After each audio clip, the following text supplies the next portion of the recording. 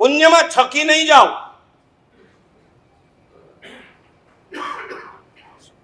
तपनी अंदर बोलो छो देव गुरु पसाए। जीवन में जब भी कोई पुण्य का उदय हो जाए और कोई आपको पूछे कैसे हो, क्या बोलने का? देव गुरु पसाए। बोलोगे?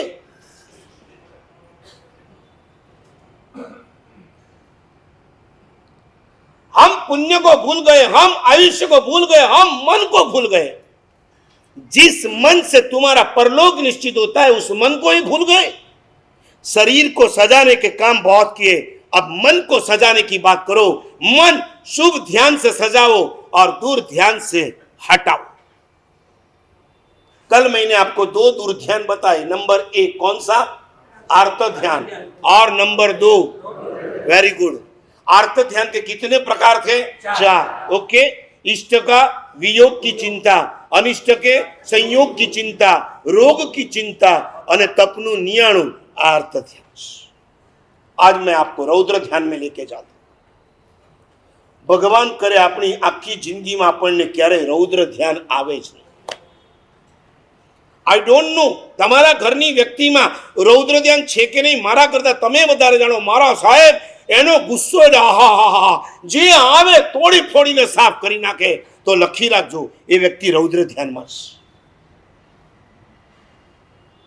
थर्मोमीटर नु टेम्परेचर होय छे 98, 99, 100, फिर ऊपर कहां तक जाता है? 108। एक माळा पूरी थई जाए અને 108 जाए ने पछी थर्मोमीटर बचे नहीं। पारो फाटे, थर्मोमीटर तूटे। बस आ मगजनी गर्मी जયારે 108 पर पहुंचे ने ત્યારે સમજો તમે આર્ત ધ્યાનમાંથી કયા ધ્યાનમાં ચાલ્યા ગયા? રૌદ્ર ધ્યાન। ये क्रोधनी बात नहीं। चाहे अहम, चाहे माया, चाहे लोभ, कोई भी कषाय और कोई भी विषयों के द्वारा आप अपने जीवन में रौद्र ध्यान कर सकते हो। ज्ञानियों ने 4 प्रकार के रौद्र ध्यान बताए। नंबर 1 हिंसानुबंधी। लिखो, हिंसानुबंधी। एक बात बराबर समझिए, अनुबंध यानी परंपरा। जो इस जन्म को तो बिगाड़े लेकिन अगले जन्म को भी बिगाड़े, वो रौद्र ध्यान।